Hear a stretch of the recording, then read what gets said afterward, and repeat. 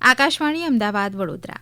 હવે સાંભળશો વડોદરા જિલ્લાનો સમાચાર પત્ર. લેખક પ્રવેશ અડિયેચા. સમગ્ર રાજ્યની જેમ વડોદરા શહેર અને જિલ્લામાં પણ ઠંડીનો ચમકારો જોવા મળી રહ્યો છે.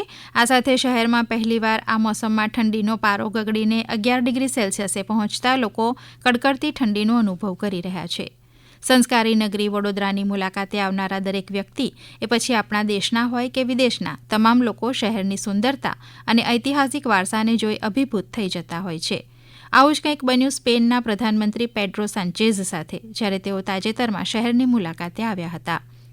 આમ તો વડોદરા શહેરમાં Laxmivilas palace, Makarpura palace, Sayaji garden, Sursagar તળાવ, મહારાજા સયાજીરાવ વિશ્વવિદ્યાલય જેવા અનેક જોવાલાયક અને ઐતિહાસિક સ્થળ આવેલા છે.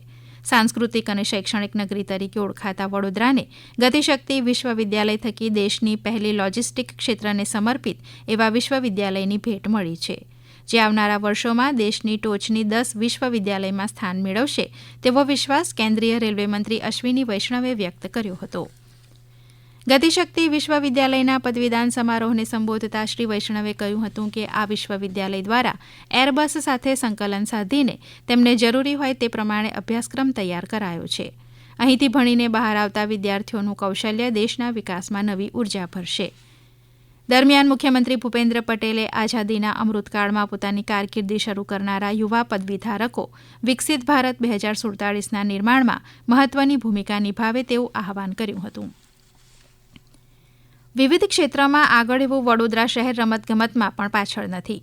તાજેતરમાં રાજસ્થાનમાં યોજાયેલી ટેનિસ પ્રીમિયર લીગની અંડર 10 ગર્લ્સ સ્પર્ધામાં વિજેતા બની વડોદરાના 7 વર્ષના ખેલાડી દેવાંશિકા પટેલે શહેરમાં ડંકો વગાડ્યો છે.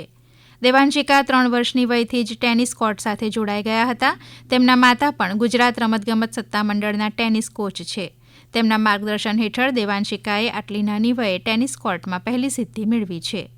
આ જ દિશામાં શહેરમાં સાંસદ ડોક્ટર હેમાંગ જોશી દ્વારા સાંસદ ખેલ સ્પર્ધાનું આયોજન કરાયું હતું, જેનું ઉદઘાટન કરતા કેન્દ્રીય રમતગમત મંત્રી ડોક્ટર મનસુખ માંડવિયાએ કહ્યું હતું કે વિકસિત ભારતના સંકલ્પને સાકાર કરવા સૌએ સાથે મળી બાળકો, યુવાનો અને વૃદ્ધોને રમતથી સ્વસ્થ બનાવવા આગળ આવવું પડશે.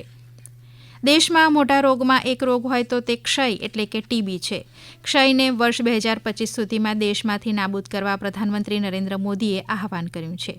વડોદરા શહેર અને જિલ્લામાં ક્ષયના નિદાન માટે કુલ 107 પ્રતિષ્ઠિત microscopic centre, 5 cartridge based nucleic acid amplification test અને 13 ટુનાટ પ્રયોગશાળા કાર્યરત છે.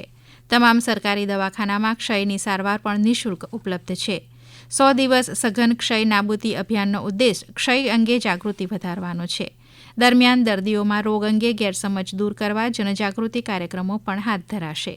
2025 સુધીમાં ક્ષયમુક્ત ભારતના લક્ષ્ય સાથેના ક્ષયરોગ નાબૂદી અભિયાનમાં ઉપયોગી યોગદાન બદલ વડોદરાની ગુજરાત રિફાઇનરીને પ્રશંસા પ્રમાણપત્ર પ્રદાન કરાયું છે. મેકોગ અને ગંગા સંસ્કૃતિ વચ્ચે સાંસ્કૃતિક આધ્યાત્મિક જોડાણોને મજબૂત બનાવવાના હેતુસર થાઇલેન્ડથી શરૂ થયેલી મેકોગ ગંગા ધમ્મ યાત્રા રાજ્યમાં આવી હતી. યાત્રા અંતર્ગત આવેલા પ્રતિનિધિમંડળે બુદ્ધિસ્ટ સર્કિટ હેઠળ વડોદરાની મુલાકાત લીધી. બૌદ્ધ ધર્મના ઉપદેશોને વિશ્વમાં ફેલાવવા, પર્યાવરણ પ્રત્યે જાગૃતિ વધારવા અને શાંતિને પ્રોત્સાહન આપવાના હેતુસર આ યાત્રા યોજાઈ હતી. કોઈપણ શહેર માટે માળખાકીય સુવિધા પ્રાથમિકતા છે, ત્યારે લોકોની સુવિધા માટે અલકાપુરી રેલવે અંડરપાસની જગ્યાએ ઓવરબ્રિજ બનાવાશે. તાજેતરમાં શહેરમાં 616 કરોડથી વધુના વિકાસ કાર્યોના લોકાર્પણ અને ખાતમુહૂર્ત પ્રસંગે શ્રી પટેલે આ માટેની જાહેરાત કરી હતી. પ્રવર્તમાન સમયમાં ખેડૂતો પ્રાકૃતિક ખેતી તરફ આગળ વધી રહ્યા છે, તેને ધ્યાનમાં રાખી સરકારે તાજેતરમાં રાજ્યભરમાં રવિ કૃષિ મહોત્સવ યોજ્યો, જે અંતર્ગત પાદરાના પ્રમુખ સ્વામી મહારાજ ટાઉન હોલ ખાતે કૃષિ વૈજ્ઞાનિકની અધ્યક્ષતામાં કાર્યક્રમ યોજાયો હતો, જેમાં સ્થાનિક પ્રગતિશીલ ખેડૂતોએ પોતાના મંતવ્યો રજૂ કર્યા હતા.